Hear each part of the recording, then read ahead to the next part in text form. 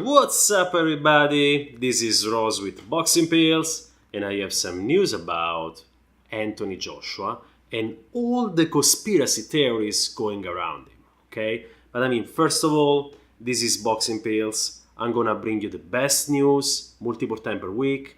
So please, if you like the channel, you like the video, consider subscribing. Thank you very much, and let's jump into the video. Anthony Joshua lost to Ruiz on Saturday and hell break loose. There are so many conspiracy theories on why he lost. He got dropped down in sparring, he didn't train well, he was having too much parties, his trainer was not good enough, he had a panic attack. This one is really beautiful. He had a concussion during sparring, but then since the fight was gonna be making so much money, he was allowed to fight. That's really beautiful. You can write a book about it, whoever invented. But by the way, I was gonna say all these theories and other crap were actually denied today in a video by Anthony Joshua himself. And I really loved what he said, because he said, I was the one performing in there. I was the one who lost. My team brought me to where I am today, which of course everybody knows who Joshua is. So I have nothing to blame but myself. And that was basically the nuts and bolts of the video. He just said that, I am the one who took the loss. I'm gonna take the lesson as a champion. Never let success get to your mind. Never let failure get to your heart. I will analyze, I will learn from this failure, and I will be back. That's what he has to do. He got a report card. There is something that you did wrong because you have the potential. There is something you did wrong. You lost. Now improve it. Strengthen your armor. Go back and check if you get the result this time.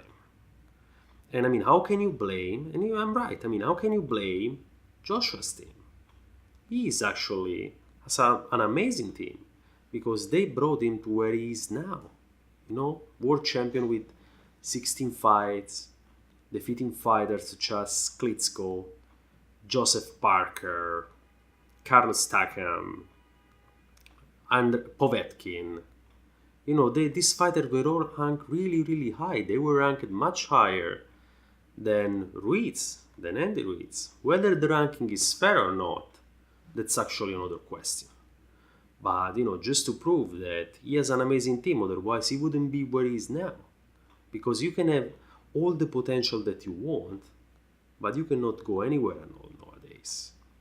And I just want to open a small parenthesis because there is also Lennox Lewis that said, you cannot go to university with your third grade teacher. And according for me, this analogy has so many flaws. So many, man. He was referring to the fact that, Anthony has had his trainer for 10 years probably, since he was an amateur. And he went to be a professional with him, a heavyweight champion of the world with him. And Lennox Lewis criticized it. He said maybe you should get another trainer. But, it's not the trainer and a third grade teacher. They are not the same. Because the trainer learns with you, right? And if your analogy is true, then you can go to university with your third grade teacher. And that's what he did, right? Because he became heavyweight champion of the world with that trainer at top level. He defeated Klitschko, best boxer in the entire world. Takam, Povetkin, Joseph Parker. So I don't think the trainer is the problem, especially when you actually defeat guys that are ranked higher, let's say, than Ruiz.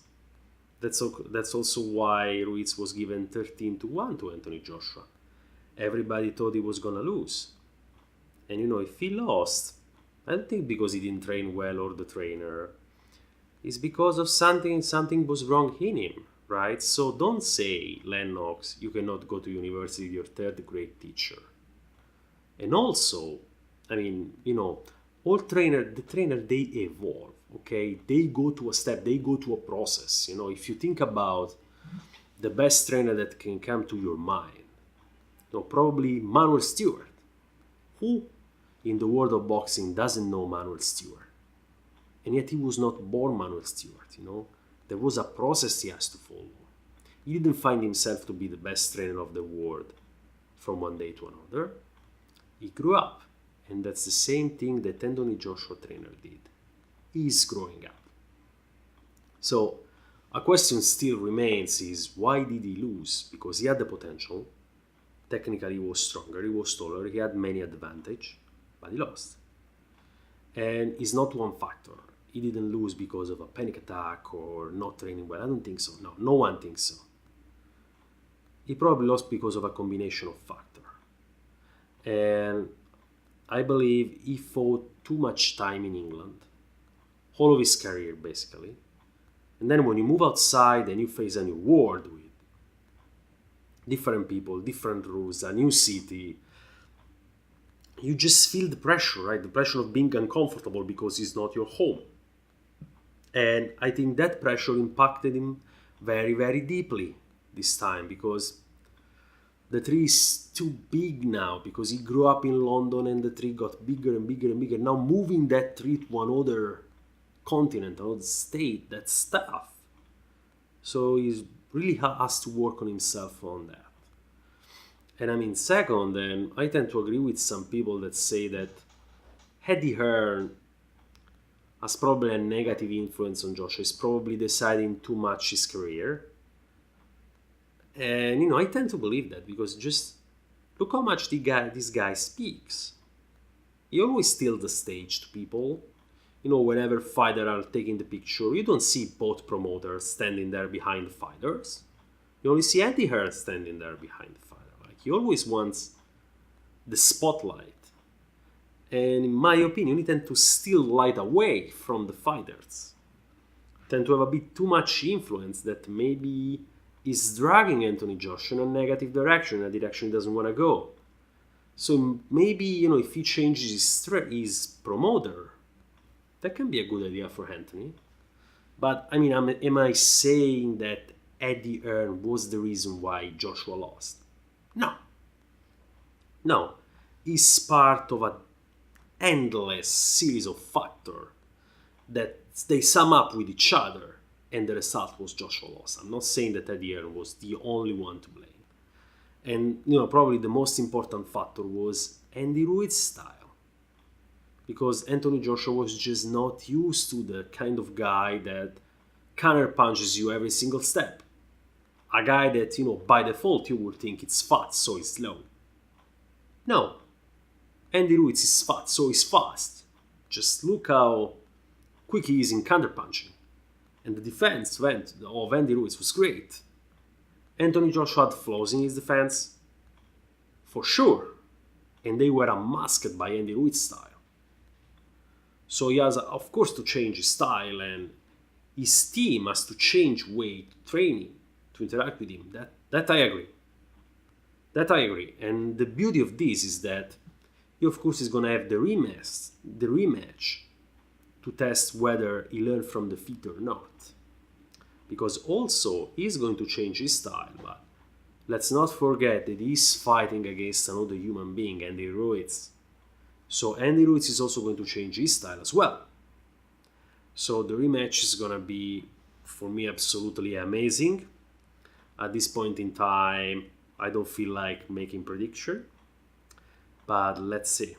So guys, I thank you very much for watching the video. Please subscribe to my channel, help the channel grow, and I will see you in the next video.